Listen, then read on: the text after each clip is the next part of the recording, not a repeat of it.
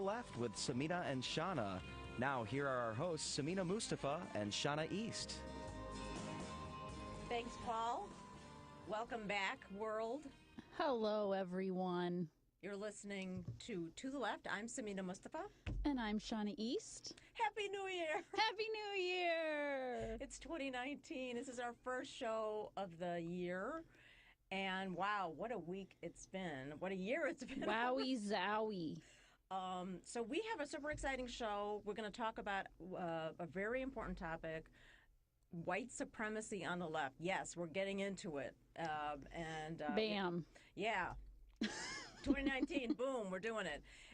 We have some awesome guests that are teed up. We've got Anoa Chunga, who most recently was with Democracy for America. She's the host of the Way with Anoa podcast, and we also have Bryn Hovde of the Nova Collective and Race Conscious Dialogues, who's going to be in studio. So super exciting. But we're going to start the show with our usual recap of the world in politics.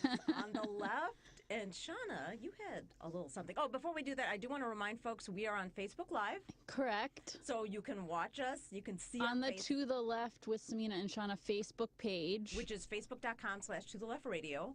And To the Left Radio is all of our handles on Instagram, Twitter, and Facebook. So you can do that. And you can also tweet at us and post and share the live stream with the hashtag To the Left. So with that said, Shauna, you wanted to talk about something this week. I just wanted to bring up something. So I was a staff member on Bernie Sanders' campaign, and this week Politico dropped a bombshell, which is that a group of former staffers, basically they wrote a letter to Bernie Sanders requesting a meeting with him to talk about issues of sexual harassment and sexism in general that happened on the campaign. They wanted to address it internally because they know he's probably running and he's going to announce soon, and they wanted to improve upon what happened, what happened in 2016 for 2020. This letter was leaked, and Politico published an article, and a lot of folks on the left, Bernie Sanders supporters, are seeing it as a hit piece or a smear. Right. And I just want to say, I don't know the intention of Politico or the journalists involved and, what their leanings are for or against Bernie. But I just wanted to let folks know that this is a serious issue on campaigns that, some people are saying, oh, but it's not any worse on Bernie's campaign than it is on other campaigns. Okay, fair enough. That no one's saying that it's worse or better or whatever, but we need to take these accusations seriously. And I know from being on the campaign that there definitely were issues of sexism, and a lot of, the leadership is all white men. So there's that. And I'm shocked. I'm just saying, while you might think that Politico has anti-Bernie leanings or whatever, I implore our audience to take these accusations seriously and think of them from the perspective of staffers who were loyal to Bernie, who never, went out and, did an expose calling out Bernie. They wanted to handle everything internally. They want to improve the campaign. And I don't think that it's being taken that way. And I just want to be conscious of the mostly women, but also some men that this happened to, and let's support them and do better. Right. And that's, I think, the most important point is that this is coming from staffers who are saying, this is an issue, let's resolve it. We're coming to you directly. Correct. We want to make sure that this isn't something that's going to be used against Bernie or like in other cases and other candidates. It's something, it's like we're here to help. We're here to make the movement better, stronger, and be able to deal with this and frankly, build out a team that includes women and people of color and women of color, and that doesn't have the optics that it had in 2016. And so now I can see, it's almost like two things can be true. Politico can be a place where a lot of stuff like that is anti-progressive gets published. That is true. I mean, they had that Nina Turner piece a few months ago. But that doesn't diminish or invalidate what the folks who have a real grievance, right, what they're saying. And I, have firsthand knowledge of women who were fired for bringing up these issues of pay inequity, and this really happened. So let's support those who came forward with the knowledge that they want to improve the next campaign if he runs, and stop marginalizing people who come forward and actually want to help and improve things moving forward, because that's a pattern in politics, is that if someone speaks out against someone in power or a campaign or whatever, they're looked at as some sort of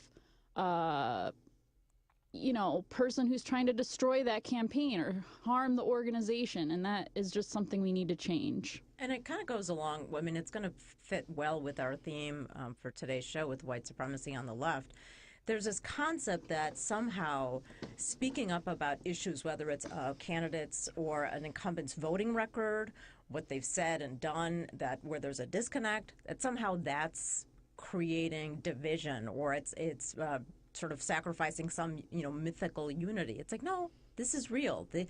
These are folks that are putting themselves in a position where they're asking for someone's vote, they're asking for a position of power, and they should be held accountable. Right. And a campaign, and I've said this before, is a proxy for how you would run an administration in many ways. How would you resolve? It's a very large, fast-moving organization, but it gives folks an idea. How would you handle a large office like president or governor or what have you? So, and who are you going to put in leadership? Exactly. Like if it's just your friends that are loyal to you that you know from Vermont and they're all white men, you're going to continue to have issues with sexual harassment because they don't have that perspective. Right. So and you haven't filled out your team in such a way where you're giving leadership opportunities. So it's sort of like, how is that going to inform your policies? How is that going to show up in terms of, you're talking about things like equity and justice. Are you going to be thinking about racial equity and racial justice in a powerful, meaningful way?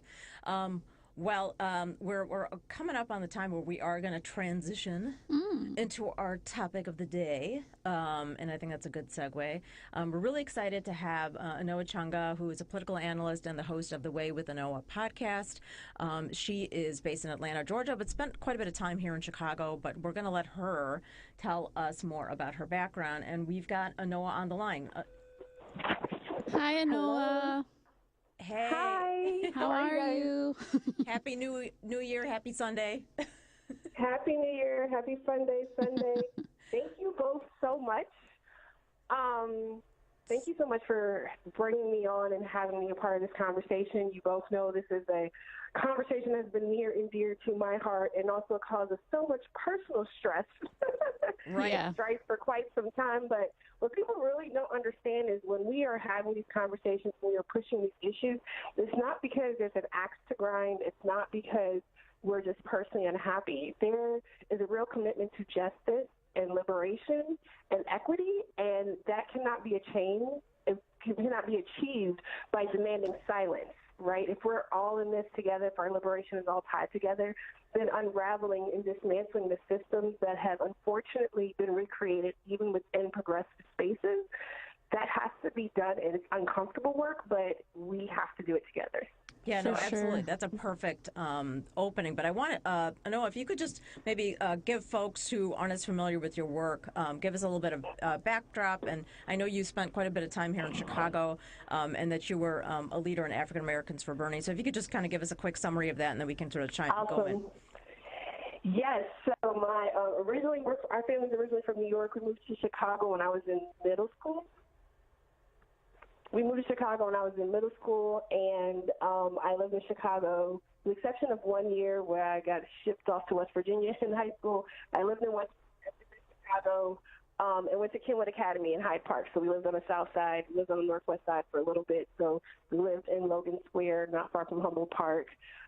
When I was a kid, we would go to the Puerto Rican Culture Center on the northwest side. My family are activists, moved to people. My stepfather's a former Panther and a co-founder of Critical Resistance. My mom worked at the Chicago Women's AIDS Project and did work around, women's reproductive health and HIV, AIDS, STD awareness when we were growing up. So that is the, space we grew up in growing up with politically conscious parents, which was at times challenging growing up also, in communities that did not necessarily have the same access to resources. So my parents had all this great, wonderful knowledge about politics in the world, but we still existed within, systems of poverty and spaces that were very challenging at times. And I went back to Chicago after graduating from law school and worked for BPI, Business and Professional People for the Public Interest, as a staff counsel, and I got to sit on some of the public housing redevelopment projects under the Plan for Transformation with CHA. That was a really interesting experience. And then, unfortunately, as a single mom of 2 young kids at the time, Chicago was a bit rough. So we moved. I went back to West Virginia, where I did my legal studies, and we were there for a while. And now we're here in Atlanta, so this is where all my family is now. But I remember, like, over the past few years, right? A lot of us have talked about our moments when we got radicalized. I always say I was radicalized at birth, given my parents and their background. Yeah. Like my dad, my dad's from the projects in Brooklyn, and he became vegan when he was like 17 or 18 because he was really into reading, and he found some book and it totally changed his life. And then he ended up like learning acupuncture and studying like at the same clinic where Mutulu Shakur was doing, public community health in Harlem. And so that was the space. So that's my radicalization at birth. But as an adult, I say that it was a chemical spill in 2014 when I was living in West Virginia that affected 300,000 people, again, being a single mom, raising two children, 1 child with asthma, and an unknown coal-washing agent landed in our water.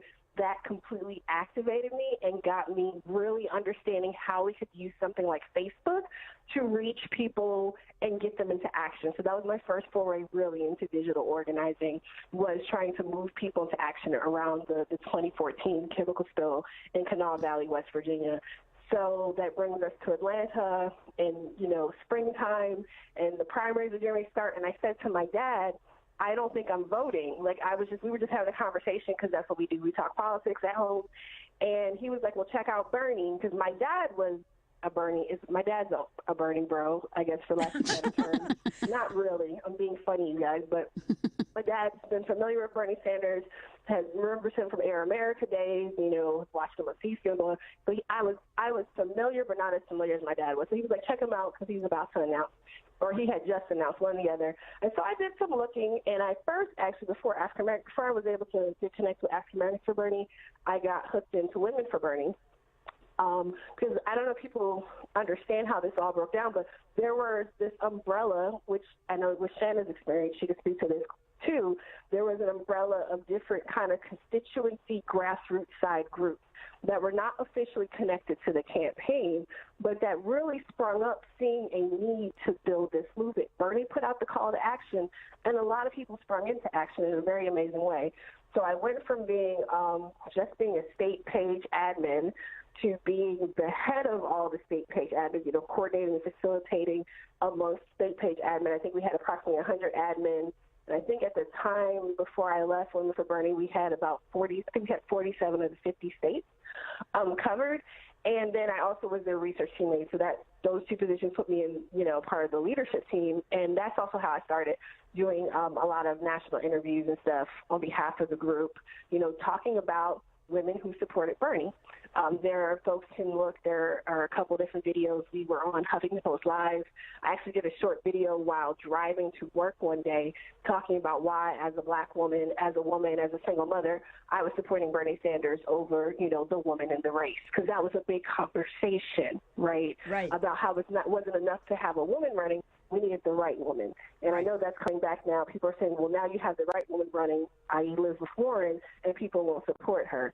That's a whole other conversation. But so that being about Women for Bernie and doing a lot of the social media, digital stuff around that, another thing for me was this fallacy that black voters automatically were owned by the Democratic Party, and in particular by the Clinton campaign, right? And so I was really in a search for other black people who supported Bernie Sanders. One of my now good friends, Yamina Roland, who was out of California, she and I, she was an admin and she was working with Stan and other folks with African Americans for Bernie, and they needed help with managing the page because other work got people very busy. So these digital spaces needed curation, they needed nurturing, they needed education, they needed people to facilitate them. So Yamina, kind of brought me in to help do that. So African Americans for Bernie was one of the large Facebook pages and active during the primary. There's also another similar group of people who were not connected started a discussion group. So there was a discussion group, shout out to Stella, who had this other space. So they both had the same purpose. They weren't unconnected. They weren't connected until I became an admin in both spaces. But we all had a common mission and focus on trying to educate and recruit and encourage as many Black people as possible to consider their options and understand the issues. Now, a lot of folks will say, yeah, that's great because Bernie's the best and blah, blah, blah.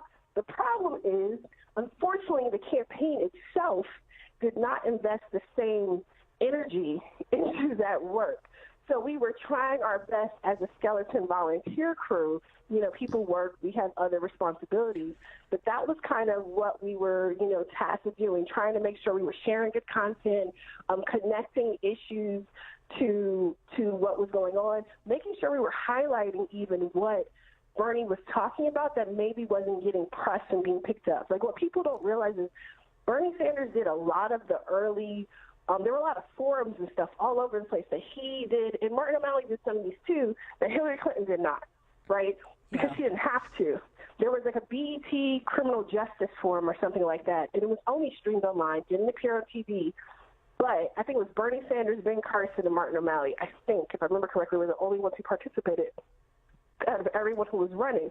And there were so many good tidbits. One of the things that disappointed me, though, is his campaign and his team never really understood how to leverage these really impactful moments that he had along the way to helping people understand, to adequately refuting this criticism. And I will say that some of the criticism was contrived, but some of it was valid. Yeah. And we as the movement space have to grapple with that. Right. And so so if you just tuned in, you're listening to the Left.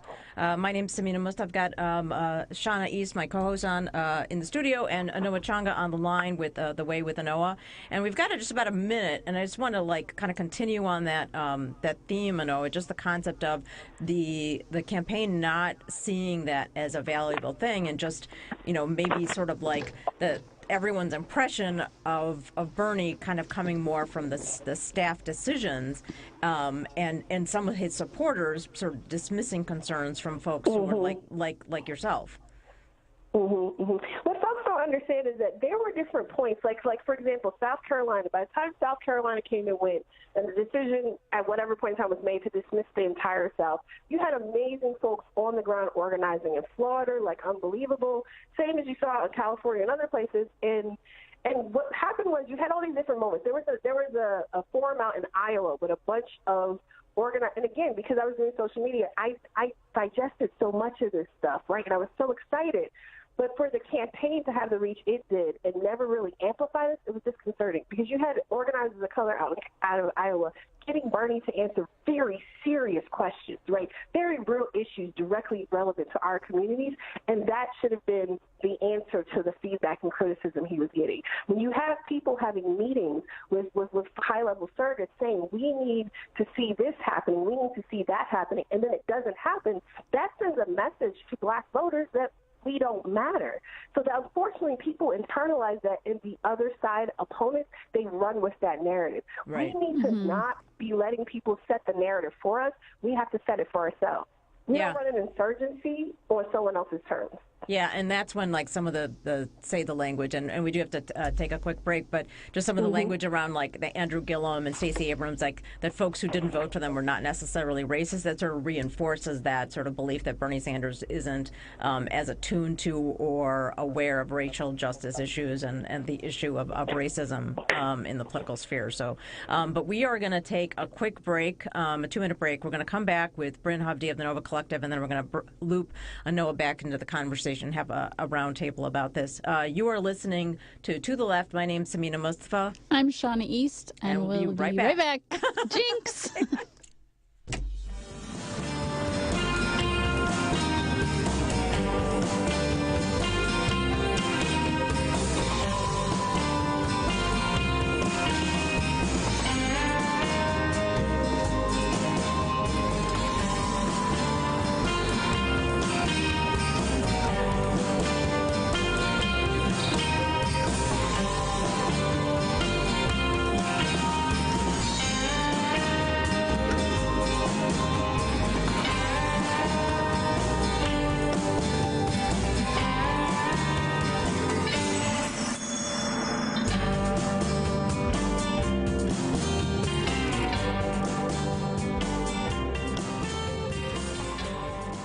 I'm Samina Mustafa. I'm Shauna East. We're producing a show on WCPT Sundays at 1 o'clock. What should we call it? How about Smash the Patriarchy? I like it, but that's a lot of pressure. What about left-leaning ladies? What about womansplaining? Yeah, but what about when we have guys on? What about Madigan's worst nightmare? He gets enough attention. I got it. To the left. I like that. That could work. Tune in to the Left with Samina and Shauna on WCPT 820, Sundays at 1. I'm Samina Mustafa. I'm Shauna East. We're producing a show on WCPT Sundays.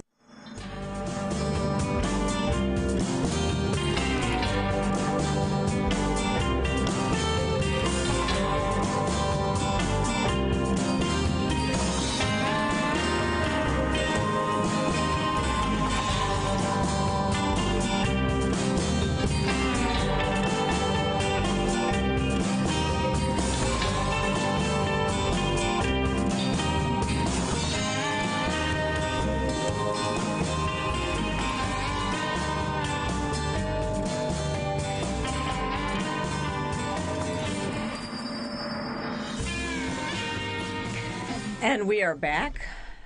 I'm Samina Mustafa. You're listening to the Left. I've got Shauna East in the studio. Hey, Shauna. Hello. And we are joined in studio by Bryn Hovde of the Nova Collective. Hello, Bryn. Hello. Welcome. Thank you. Did I lose my audio? I just lost the audio. Wait, there we go. Thank you, Dennis, Dr. D, as he's known.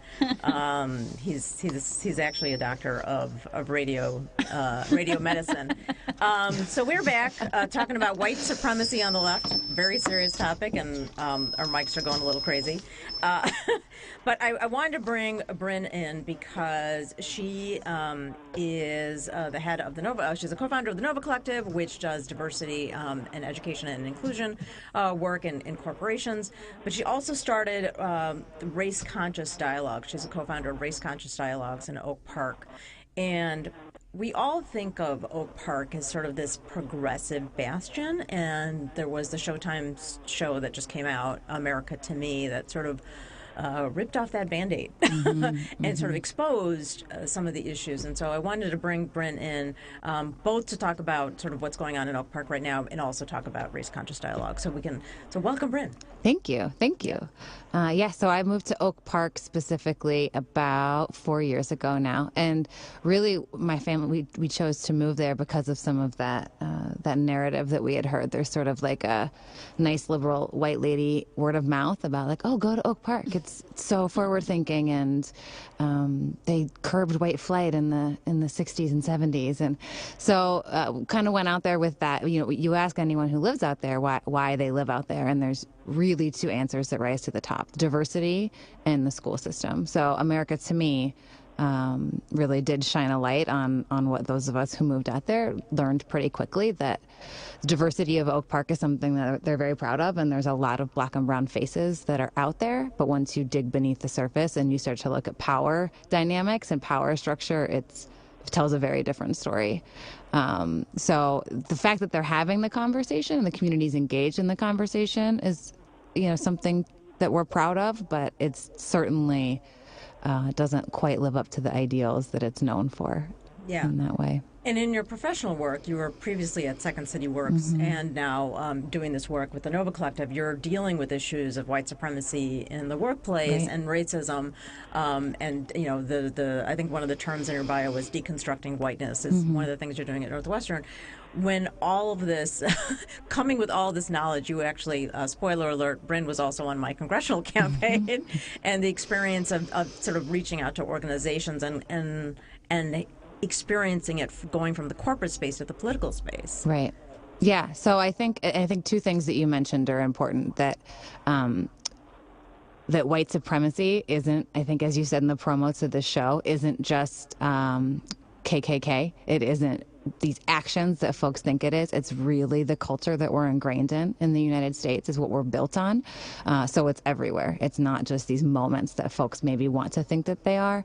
And the same thing with racism. It's not an overt, always an overt action of prejudice. That it's, you know, we often say in race-conscious dialogues, if you look around you, we're surrounded by whiteness. It's like asking a fish to describe water. So racism is everywhere. It's not this, I'm not racist because I love all people, or those kinds of things. Or I So don't see color. I don't see color, right. Also, a lot of what I see on the left as far as white supremacy is a denial or an invalidation of the experience of people of color. Absolutely. So we need to get a lot better at just someone telling you their experience and you saying, yes. Absolutely.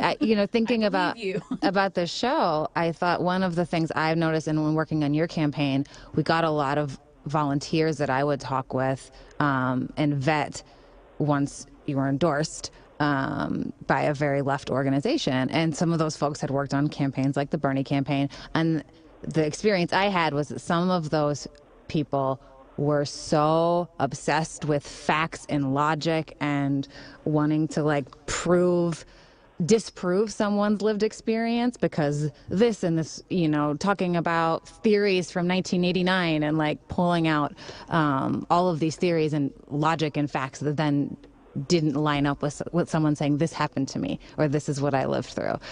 So there is this unwillingness to simply believe people and center and honor their experience, and instead want to parse it out and get into the logic of everything instead of the experience of it all. Yeah. And I think also too, there's a natural defensiveness. The worst thing you can do is call someone a racist. And those of you, just a quick station ID, you're listening to the Left. We're on Facebook Live at facebook.com/To the Left Radio, and those are our To the Left Radio is all of our social media handles.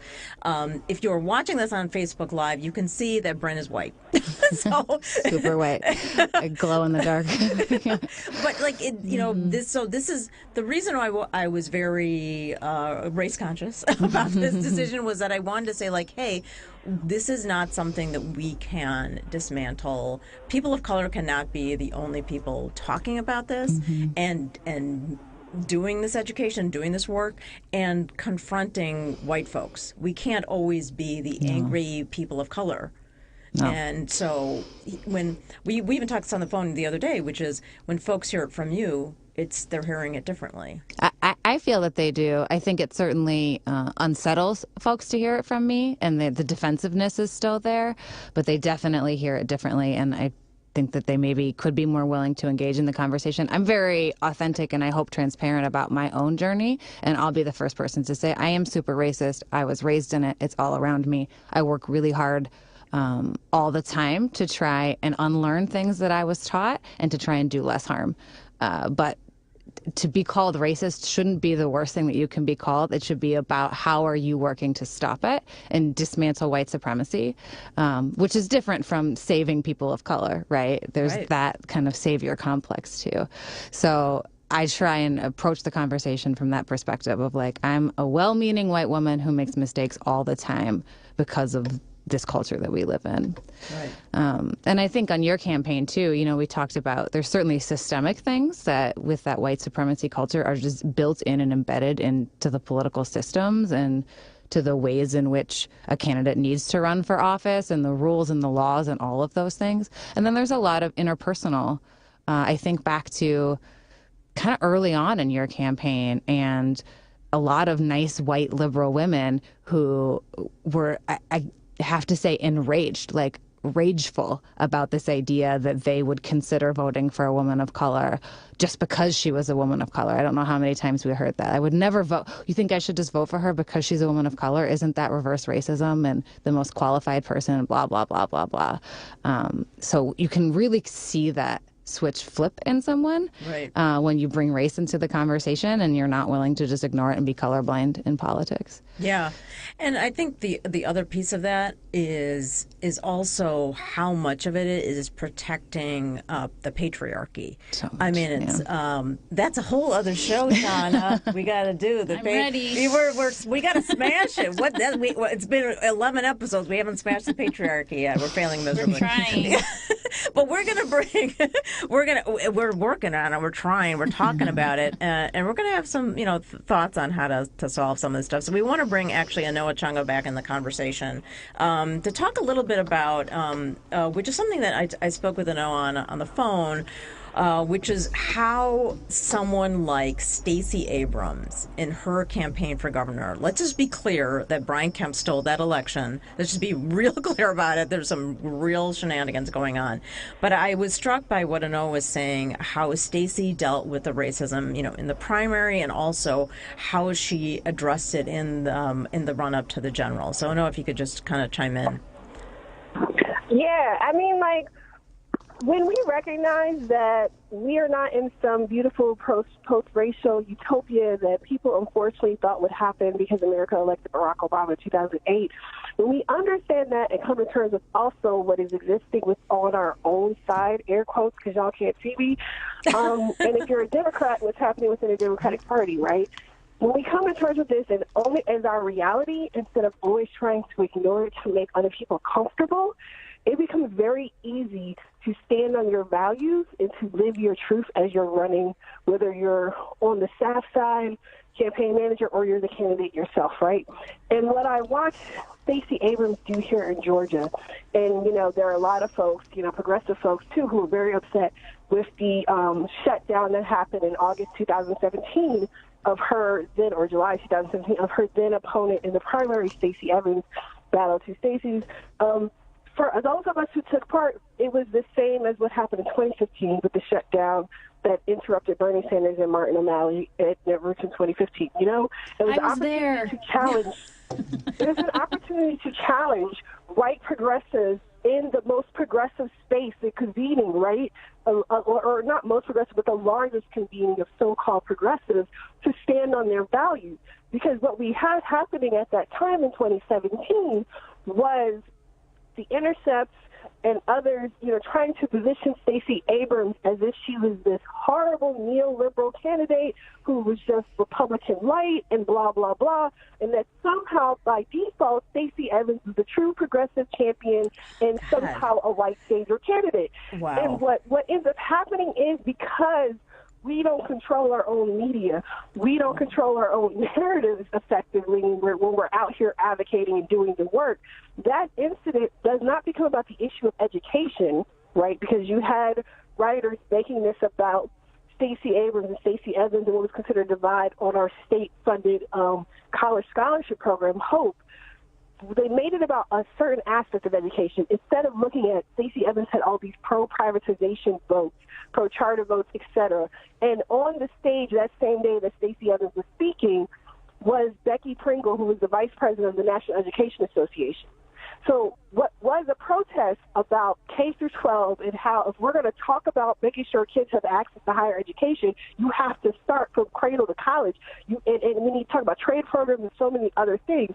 So there was so much more that was happening, but the narrative out of that was because her opponent was a black woman, that we were upset that a white woman got to speak, and it became something completely different. So we're talking about the racism. It's not just in the party. It's not just within, these progressive spaces. It's also within the media. Because the media intentionally down here, predominantly most of the political commentators and writers for the Atlanta Journal-Constitution are white men. They spun and they have continued to spin the past couple of years a narrative that attacks basically black organizers Black politicos in a very particular framing to keep this fallacy that somehow we're going to win back, the good white Republicans who don't really feel like they have a home, or conservative Democrats to keep them feeling safe. But what Stacey Abrams did in her campaign, which unfortunately a lot of Democrats have failed to do, which lost us so many seats, but stand strong on her values and go and talk to people regardless of where they were, and not be afraid to also say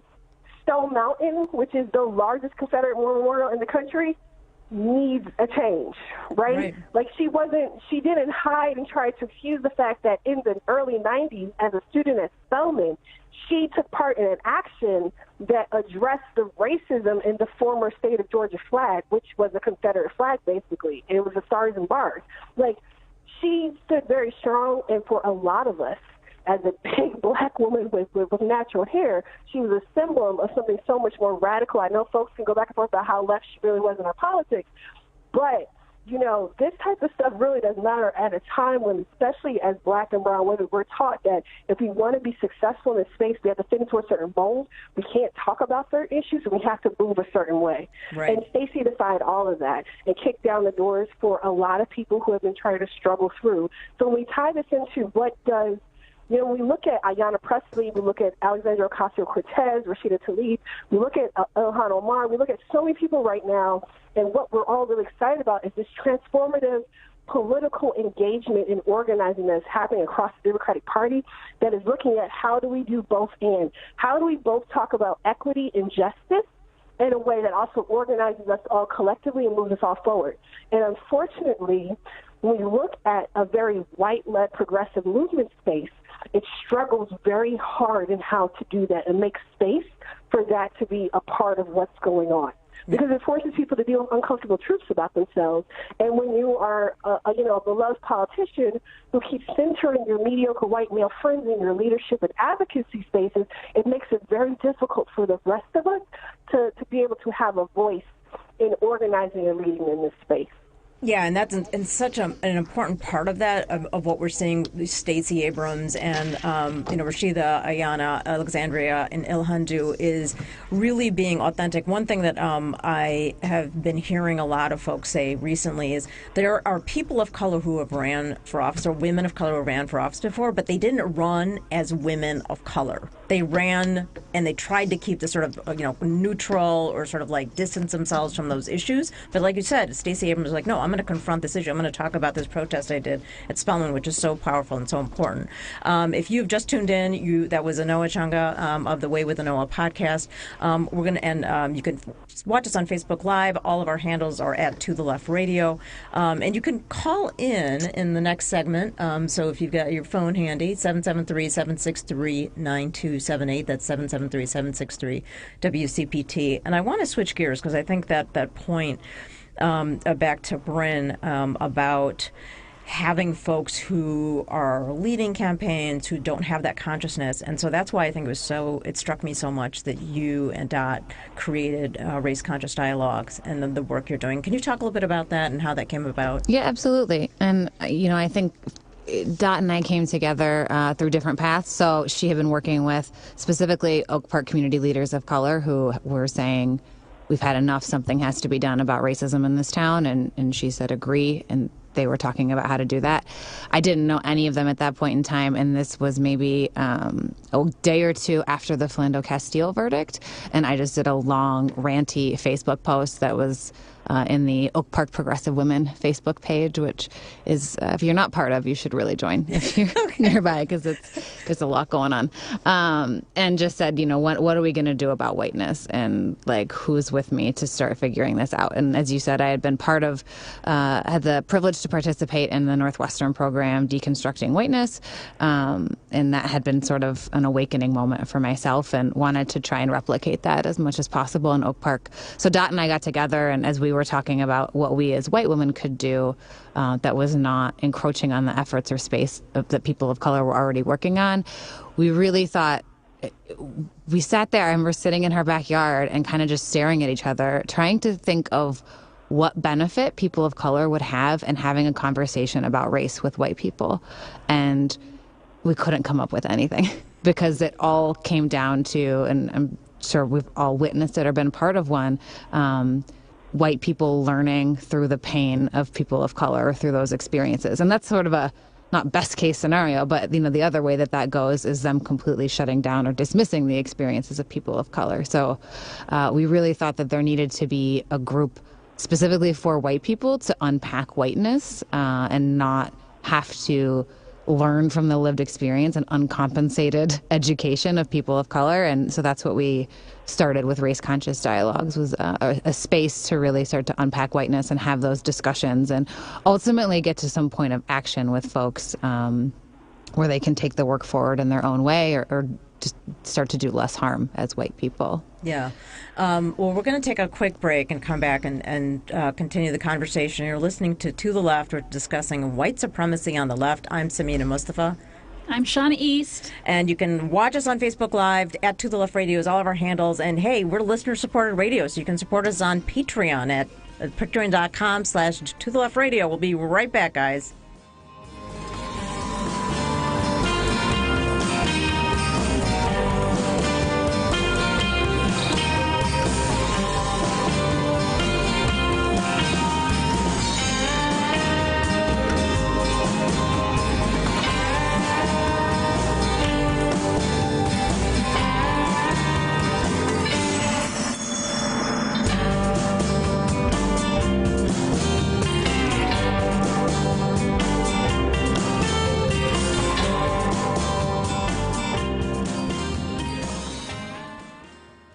I'm Samina Mustafa. I'm Shauna East. We're producing a show on WCPT Sundays at 1 o'clock. What should we call it? How about Smash the Patriarchy? I like it, but that's a lot of pressure. What about left-leaning ladies? What about woman-splaining? Yeah, but what about when we have guys on? What about Madigan's worst nightmare? He gets enough attention. I got it. To the left. I like that. That could work. Tune in to the left with Samina and Shauna on WCPT 820, Sundays at 1.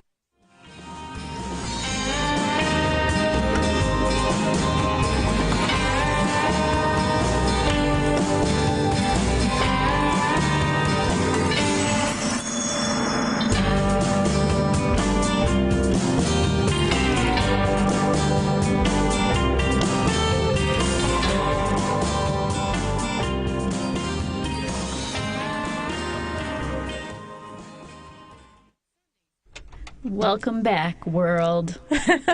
We are back. This is To the Left on WCPT. I am Samina Mustafa. And I'm Shauna East. And we have Anoa Chunga of the Way with Anoa podcast on the phone. And we've got Bryn Hovde of the Nova Collective in studio. And we've got, I thought we had somebody on the line. But we're talking about white supremacy on the left. And we did have a call or a question come in. Specifically, Shauna, do you want to just chime in here? Sure, I'm pulling it up. We had a question on the live stream from Sheila. So I am going to read it if I can open it. It was about Sorry. Class? It was a class-related question? So Sheila asks, I would love to ask how they view white supremacy from a class perspective. Do they believe individual conversations of race impact overall systemic racism and white supremacy? I guess we could start with maybe see what Anoa thinks about. Anoa, what do you think? I mean, I think what people must really actually understand about the way racialized oppression and the way the system of white supremacy exists in America, I mean, white supremacy is ingrained in the foundation and basically every institution connected to this country, and that definitely has a class apparatus and perspective. I mean, when you look at the subjugation of folks, regardless of where they are from or where they live in this country, it is a function of the system of white supremacy that exists from a top-down approach. I mean, when we look at the systemic disinvestment of communities, whether they're black or brown, or when you're talking about Appalachia, which gets a little bit more complicated and convoluted in some ways, but the way resources are distributed and differentiated, I mean, that doesn't change the fact that we do still have these systems that operate in these other lanes. I mean, it's complex, but it's not something that when I find a lot of people try to deflect because, oh, that doesn't apply because I'm also poor, or this other community also has this. So, class trumps what you're saying. I think we do need to figure out, though, in our organizing, how to do both and, right? How do we talk about disparities? I mean, you guys are all sitting in Chicago. I grew up in Chicago, for a period of time. Chicago's a very hyper-segregated city. And you have had, like in a lot of other urban places, people being disproportionately dispersed who are Black, right, from communities that they've been in for decades to other areas. And you have a different type of, it's not white flight anymore. It's like white, takeover. But it's not always white, because in some of these areas, you have people of color who are a part of the new wave of gentrification and folks coming in and displacing folks. So it's complex. But the other thing to understand about white supremacy is, even though it is a system that centers proximity to whiteness and elevates people in a particular way, it doesn't have to only be white people who benefit from that system. And I get that is like, but that is a very real issue, because we also have plenty of cities and urban areas that are instituting and carrying out policies and procedures that are very detrimental to Black and other communities, but they look just like us. That is not to say that it's not important to also invest in, representative leadership racially and gender-wise, et cetera, but that means it's a much more complex issue that requires our conversation. Do I think that individual conversations can actually change systemic issues? No, but I do think that individual conversations can help open people's eyes and bring more people into the fold with us to do the work to dismantle these systems that exist. I mean, we have to have fundamental change at a very high level, that it doesn't matter if the whole block, if everyone is on the same side and we're all recognizing, understanding, but we still have systems of decision making that are, not having public transportation go to certain areas, or we are having housing not being funded and displaced in a particular way, or our schools do not have equitable funding. I mean, the conversations, they may open up people's eyes, and now we have more bodies, more allies to help with these fights. But I don't think conversations alone is going to change anything. If that was the case, all the conversating people did 50 years ago, we wouldn't even need to have these conversations now. Yeah, and I want to just add to that, the class issue is obviously important, but you'll find that there's certain things like health outcomes, educational resources, certain things that regardless of class, there are differences that are solely attributed to race. And so it's sort of like, okay, you can, yes, someone who is a poor person, a poor white person versus a wealthy person of color, how does that person experience the police? How does that person experience healthcare? I mean, so there's some things, there's a lot to unpack. I would absolutely agree with Noah. And as organizers, as people who are working with progressive candidates and pushing for progressive ideals, that we have to be able to bring those people in. That's why I think it's great what's happening with the Poor People's Campaign, because it's very clear. It's like this has to be a multiracial, multi-generational conversation. I also wanted to speak to something that Anoa mentioned. So she was saying that some, people of color are benefiting from this system as well. Right. So it's a complex issue. And I wanted to touch back upon something that me and Samina talked about a few weeks ago, which was that there are certain organizations where people of color have invalidated other people of color who have made accusations of racism within an organization because they say, I haven't experienced that. Well, that's fine that you haven't experienced that. Good for you. Right. And let's validate those who have had this experience. Yeah, and I am concerned, and I think I mentioned it on that show, is that some of those folks, some of those people of color in those organizations might be the one or two or handful of folks, and I'm like, maybe they just like being that magical person of color, and like the one that is in leadership, or the one that is sort of accepted by and is adopting maybe whiteness, is performing whiteness, is what I think I said. And so that's something that we definitely have to acknowledge. But we have a caller. Steve is on the line, so let's hear from Steve. Hey, Steve, you're on the air. Hi, Steve. Thank you for taking my call. And I want to make a couple of points. One, I'm glad that you're sort of unpacking this in terms of the layers, because there's race, class, gender, religion. I mean, there's so many layers to these things, and the intersectionality the various things that define each of us. So, one person's experience is very different than someone else's, predicated upon all of these things and other criteria. That's point one. And point two, how do we reconcile the notion of privilege, which we recognize exists? So if someone has over a lifetime benefited from the privilege that they enjoy, which also includes, having perhaps received a better education, having had access to great institutions whereby they are at the top of their profession or discipline. And then we say to ourselves, all right, well, we want to pull in the best minds to have a discussion about theoretical physics. In all likelihood, that's going to be overwhelmingly white and European. So we must recognize that it logically would be, because they're the ones who had the privilege in order to attain that position. And we can't just simply take someone who didn't have it and say, well, you're a theoretical physicist, because they're obviously not. So how do we reconcile the two? Privilege has its advantages, but at the same time, it also it means that we exclude people. Okay. Thanks, Steve. Thanks, Steve. We'll answer your question. Bren, do you want to take a shot at that? Yeah, I do. And then I really do want to hear what Anoa has to say about it also. Because I do, I resist the idea that there's not a person of color who is a theoretical physicist, or why we would need that person on a political campaign. But I think those people do exist. There's almost nothing in the world, I think, that you can use the argument of, well, there's just not. We hear that so much, right? There's not enough candidates of color. There's not this person. There's not this specific role. So I just push back on that narrative that doesn't exist. Mm-hmm. Yes, I can agree that it's probably going to be overwhelmingly white and European, and that doesn't mean all. It doesn't mean total. And it's going to take intentionality and effort to maybe find that voice that you want. As far as how to use privilege, or how white privilege plays into it. It's an interesting thing. There was like a meme going around for a while that was like something about like taking away privilege doesn't hurt the person, or it's not pie or something like that. Like more rights for you doesn't mean less for me.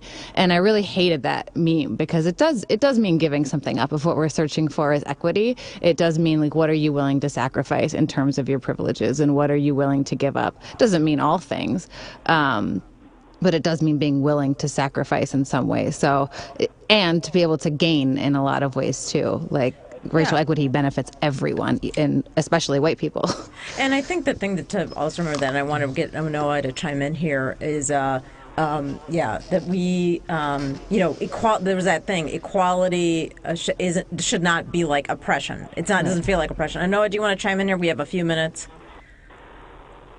Yeah, definitely appreciate the conversation and the questions. Thank you, Steve, for calling in.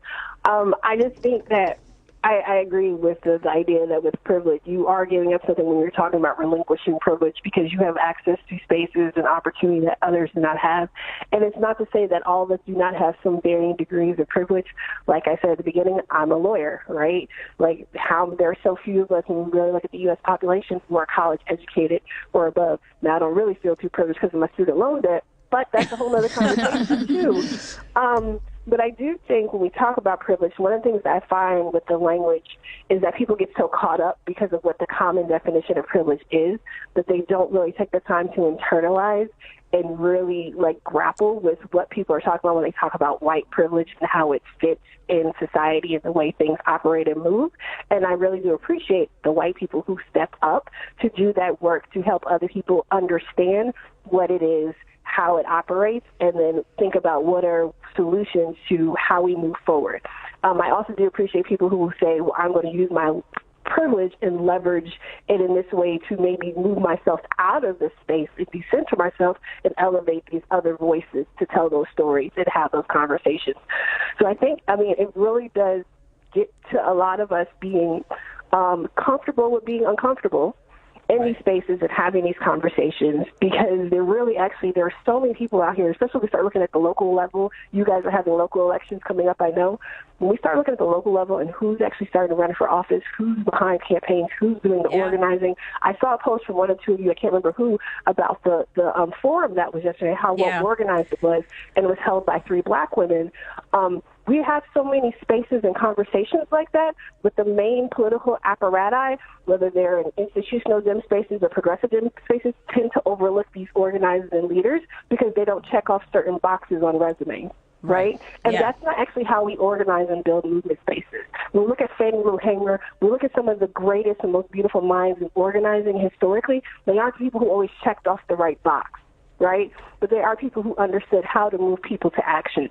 And so when we're thinking about how to do this work, how to decolonize, the language in the spaces that we're all inhabiting and cohabiting, these are the types of considerations we have when we're looking at who we're going to allow to lead and engage and build doing this work. That's great. On that note, we that was Anoa Chunga of the Way with Anoa podcast. We have Bryn Hovde in the studio of the Nova Collective. We were talking about white supremacy on the left, and that was the Forum for Illinois for All with Nina Turner that we had yesterday that I organized with my fellow Illinois for All co-founders on the south side of Chicago. But Shauna, you have like a minute to give us a preview about next week's show. Is next week's show the 25th Ward? 25th Ward. 25th Ward. We're going to have the candidates for the 25th Ward. Yeah, we have confirmed Byron Sigcho Lopez and Hilario Dominguez. Great. So that'll be possibly someone else if they jump in. So if you're a aldermanic candidate in the 25th Ward, next Sunday is your week to shine. Yeah. So that should be interesting. We have to figure out something fun to do with that. Well, because I know it is brought up that we have February 26th of this year. We have municipal elections. We're going to be talking about that. And all of you who are listening, we are listener-supported radio. We would love your support. We have a fundraiser on March 16th at the Hideout. Please donate $40. Send it via PayPal to secretgeeksociety@yahoo.com to secure your ticket. Yes. And we also have if you're not in Chicago, you can go to that link. You can still donate there, or you can donate. Give us your money. We need it. We gotta pay for this airtime, folks. I know the patriarchy wants their money. On that note, my name is Samina Mustafa. You've been listening to the Left. I'm Shauna East, and you've also been listening to the Left. Thanks so much, everybody.